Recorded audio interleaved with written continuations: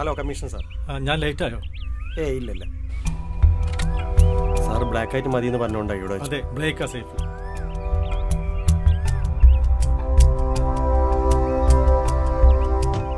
അയ്യർ എന്ത് പറയുന്നു? Iyer sir ഹാപ്പിയാ. Sir ആ ഡീലിനിടയിൽ വന്ന് കയറിയില്ലായിരുന്നെങ്കിൽ ഈ പ്രൊജക്റ്റേ നടക്കില്ലായിരുന്നു. Okay, see you again. Okay.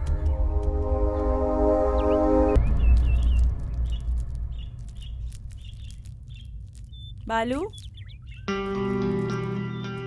ആ മാഡം, ഞാനൊന്ന് പുറത്തു പോയിട്ട് വരാം. അച്ഛൻ വന്ന പറഞ്ഞേക്ക്. ഓ ആ, ഡോർ അടയ്ക്കാൻ മറക്കണ്ട. ഓ ശരി.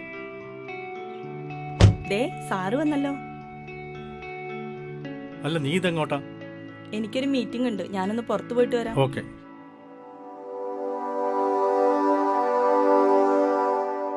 ബാലു, വേണ്ട, അതവിടെ ഇരുന്നോട്ടെ. സാർ, കോപ്പി എടുക്കട്ടെ? വേണ്ട, താനൊന്ന് ചോദിച്ചോ.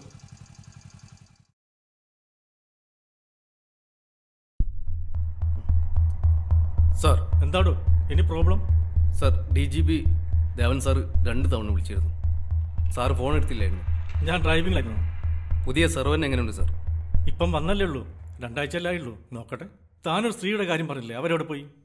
ഞാൻ സാറെ വിളിക്കാം സാർ. വേറൊന്നുമില്ലല്ലോ? ഇല്ല sir.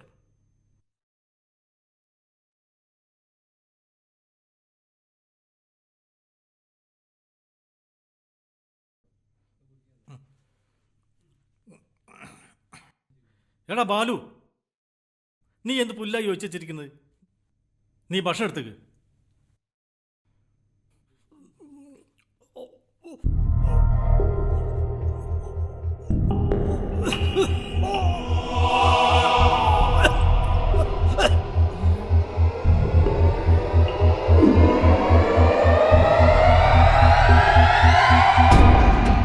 I am sorry sir.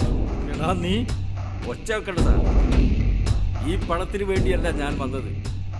അത് 20 മിനിറ്റകം സാർ തിരിച്ചടാ. ഞാൻ ആരാണെന്ന് നിനക്കറിയില്ല. സാറിന് ഓർമ്മയുണ്ടോ?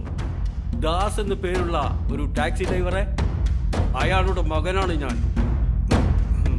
എൻ്റെ അച്ഛൻ്റെ വണ്ടിയിൽ ലക്ഷങ്ങളുടെ കള്ളപ്പണവും കഞ്ചാവും കടത്തിയ സന്ദീപ് മേനോനെ രക്ഷിക്കാൻ എൻ്റെ അപ്പൻ്റെ മേൽ കുറ്റം ചുമത്തിയപ്പോൾ തകർന്നത് എൻ്റെ കുടുംബമായിരുന്നു. 5 കിലോ കഞ്ചാവും 10 ലക്ഷം രൂപയും എൻ്റെ അച്ഛൻ്റെ തലയിലും ബാക്കി നിങ്ങളുടെ കേസയിലും. എന്നിട്ടും നിങ്ങൾ നിർത്തിയില്ല പണത്തിനോടുള്ള ആർത്തി. പിന്നീട് പോലീസിന്റെ ഭേദ്യമുറകൾക്കൊടുവിൽ സന്ദീപ് മേനോനെ രക്ഷിക്കാൻ ക്രിമിനൽ ലോയർ റീന സാജൻ, നിങ്ങളുടെ ഭാര്യ, ഇത് കേട്ട് കോടതിയിൽ പിടഞ്ഞു വിടത് എൻ്റെ അച്ഛൻ. ആ അച്ഛന് വേണ്ടി പകരം ചോദിക്കാൻ വന്നവൻ. അവന്റെ മുമ്പിലാണ് സാർ നിൽക്കുന്നത്. എന്നെ കൊന്നിട്ട് ഈ പണം കൊണ്ട് നീ ഈ സിറ്റി വിടില്ലടാ. അത് സാറ് പറഞ്ഞത് ശരിയാ. അതിനു മുമ്പ് ഈ പണം എത്തേണ്ട കൈകളിൽ എത്തിയിരിക്കും. ഈ കളി മഹേന്ദ്രവർമ്മയ്ക്ക് വേണ്ടിയാണ്.